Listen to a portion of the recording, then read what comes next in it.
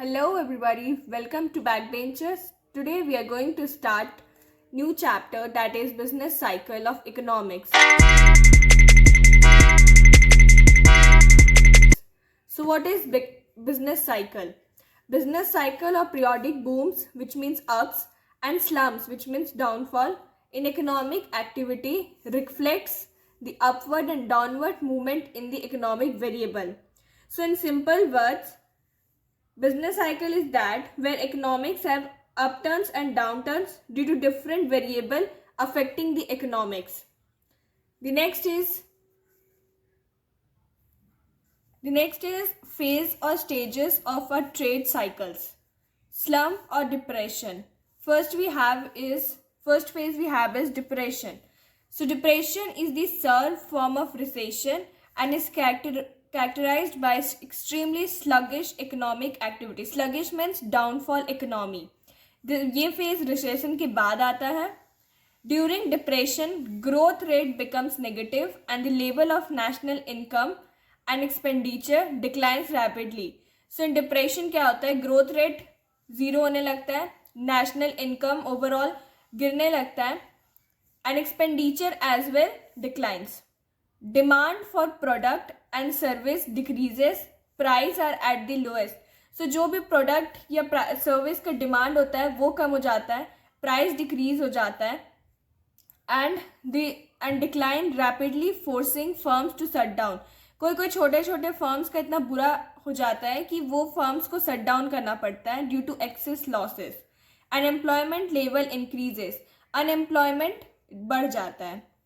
The next phase is recovery. So recovery shows the upturn of the output and employment of the economic from the state of TRO. So TRO के बाद जो state आता है, that is जो phase आता है, that is recovery. यहाँ पे upturn होता है, मतलब change होता है economy में. Widespread unemployment forces the worker to accept wages lower than the prevailing rates. So come rates में भी जो workers हैं वो ready हो जाते हैं काम करने के लिए, so that unemployment कम हो. Business confidence takes off and gets better. So businessman को भी थोड़ा confidence आता है और थोड़ा better होता है, वो investment करना start करते हैं, start to invest again. Banking system starts expanding. slowly recovery phase में banking system भी expand होने लगता है, मतलब फैलने लगता है. एम्प्लॉयमेंट इंक्रीज होता है, ग्रेजुअली लोग कम वेज में भी काम कर रहे हैं तो यहाँ पे एम्प्लॉयमेंट इंक्रीज हो रहा है. एग्रीगेट डिमांड ऊपर उठ रहा है एंड प्राइजेस ग्रेजुअली राइजेस, तो धीरे धीरे करके प्राइस भी बढ़ रही है. The growing of investment causes recovery. So जो भी इन्वेस्टमेंट बिजनेसमैन कर रहा है या धीरे धीरे करके जो भी प्राइजेस लगा रहा है उसकी रिकवरी हो रही है. द नेक्स्ट इज बूम और prosperity. The term boom refers to the top or highest point of the business. So boom और prosperity मतलब क्या होता है? Peak होता है business cycle का. In the later stage of the expansion, जहाँ पे expansion होता है, inputs are difficult to find as input prices rises. So boom और prosperity में क्या होता है कि सारे prices increase हो चुके हैं, output price also rises rapidly, leading to increase the cost of living. So जब इकोनॉमी अच्छा हो जाता है तो सारी चीज़ें इंक्रीज हो जाती है, सारी चीज़ों की प्राइस इंक्रीज हो जाती है, कॉस्ट ऑफ लिविंग महंगा हो जाता है. Increase in national output overall increase हो जाता है, एम्प्लॉयमेंट आ जाता है, एग्रीगेट डिमांड इंक्रीज हो जाता है, मतलब लोगों का डिमांड बढ़ने लगता है. Capital and consumer expenditure also increases. So capital goods भी ज़्यादा लगते हैं, कंज्यूमर्स के एक्सपेंसेस भी ज़्यादा लगने लगते हैं. Sales profits rising, stock prices and bank credit also increases. So sale भी ज़्यादा होती है, प्रॉफिट भी ज़्यादा होती है, स्टॉक्स भी ज़्यादा लगने लगते हैं एंड बैंक क्रेडिट्स भी ज़्यादा मिलते हैं. The next phase is recession which is the last phase. Once peak is reached, increase in demand is halted and start decreasing in certain sectors. So जैसे ही पीक आता है कुछ सेक्टर्स में demand decrease होना शुरू हो जाते हैं. ड्यूरिंग कॉन्ट्रैक्शन और recession there is fall in level of investment and employment. So जैसे ही रिसेशन और कॉन्ट्रैक्शन फेज आता है, यहाँ पे इन्वेस्टमेंट कम हो जाता है, एम्प्लॉयमेंट कम होने लगता है, विच मीन्स अनएम्प्लॉयमेंट बढ़ने लगता है. This is the turning point and the beginning of recession. So यहाँ से फिर इकोनॉमी डाउनफॉल होने लगता है, डिप्रेशन में जाने लगता है. Investor confidence is at the lowest. Investors और इन्वेस्ट करने में इंटरेस्टेड नहीं होते. स्टॉक प्राइसेस गिर जाता है, अनएम्प्लॉयमेंट बढ़ जाता है, वेजेस जो भी मिलते हैं वो भी गिरने लगते हैं, लाइक कम वेजेस मिलना शुरू हो जाता है. And consumer expect further decrease in price and postpone their purchase. So recession में क्या होता है, जो भी कंज्यूमर होते हैं वो वेट करते हैं कि प्राइस और डिक्रीज हो सो दैट वो अपना परचेज कम प्राइस में कर सके. The next topic is causes of business cycle. So trade cycle या business cycle का क्या क्या causes होता है, ये क्यों होता है. First is internal factor. So let's see internal factors क्या क्या होते हैं. First one is monetary factors. So monetary factors में क्या होता है कि trade cycle cause due to monetary phenomena, जो पैसे के reasons की वजह से जो भी होता है उस phenomena की वजह से जो भी trade cycles occur होते हैं, that is due to only money. Like bank credit causes fluctuation in money supply, change in demand of money, ज़्यादा डिमांड हुआ तब भी और कम डिमांड हुआ तब भी फ्लक्चुएशन होता है. Change in and when spending crosses the limit down turn comes. जब स्पेंडिंग ज़्यादा होने लगती है तो फिर डाउन टर्न आने लगता है.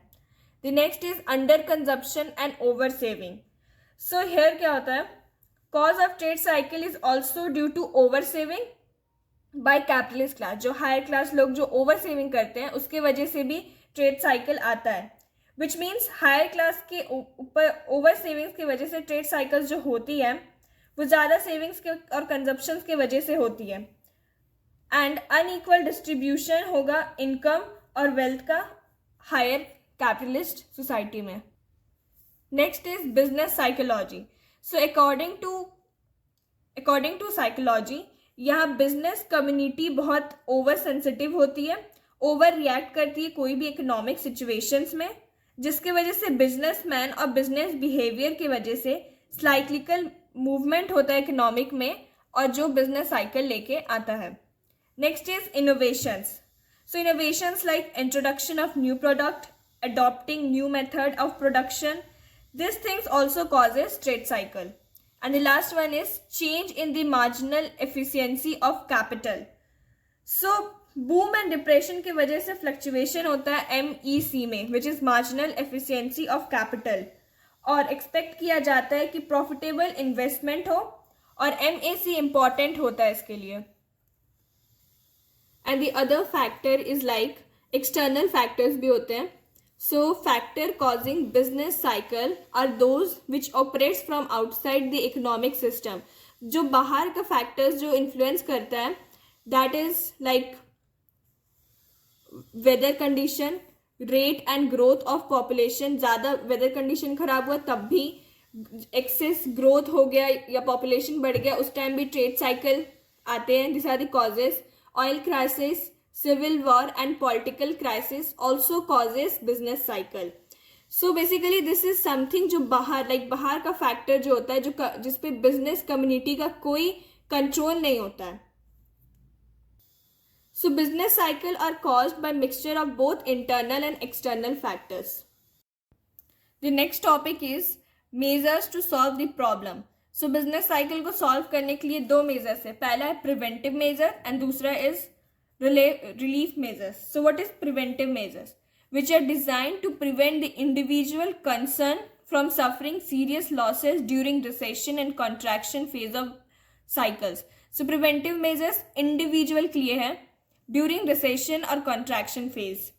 So preventive measure में क्या होता है, like assets conserve करना चाहिए expansion phase में, so that plant and equipment फालतू का खर्च ना हो, उस पर पैसे ना लगे. लेबर कंडीशन मेंटेन होनी चाहिए, ज़्यादा सेल प्रमोशन भी नहीं करना चाहिए बिकॉज उससे ऑर्डर कैंसिल होने लगते. Preventive measures are this things. And relief measures में क्या होता है, are those which are design to quicken the recovery following a period of contraction. So जल्दी जो भी रिकवरी होता है कॉन्ट्रैक्शन फेज में उसके लिए होता है. सो रिलीफ मेजर में क्या होता है कि मैन्युफैक्चरिंग कॉस्ट ऑफ प्रोडक्ट को रिड्यूस करके रखना चाहिए, प्रोडक्ट क्वालिटी इंप्रूव करना चाहिए, न्यू मार्केटिंग मेथड अडॉप्ट करना चाहिए, कॉन्ट्रैक्शन फेज से लड़ने के लिए प्लांट, लेबर और ऑर्गेनाइजेशन को वर्सेटाइल मतलब अच्छा और फ्लेक्सिबल बना के रखना चाहिए. सो डिफरेंट पॉलिसीज जो यूज़ किया गया है बिजनेस साइकिल के अंदर. First one is credit policy. So what is credit policy? Like credit policies में क्या होता है, क्रेडिट स्टैंडर्ड फ्लेक्सिबल होना चाहिए, टर्म्स कंडीशन टाइट होना चाहिए during expansion phase and during depression phase relaxed होना चाहिए जिससे कस्टमर अट्रैक्ट हो सके easily during contraction phase. And fixed investment policies में क्या होता है कि fixed investment policy is made in plant, building, equipment, but it is heavy और यह बिजनेस मैनेजर्स को लॉन्ग टर्म ट्रेन प्लान करने के लिए चाहिए so that the losses suffers ना करें. पास्ट रिकॉर्ड्स को भी यूज़ करके प्लानिंग करना चाहिए so that extension of business will be easy and advancement.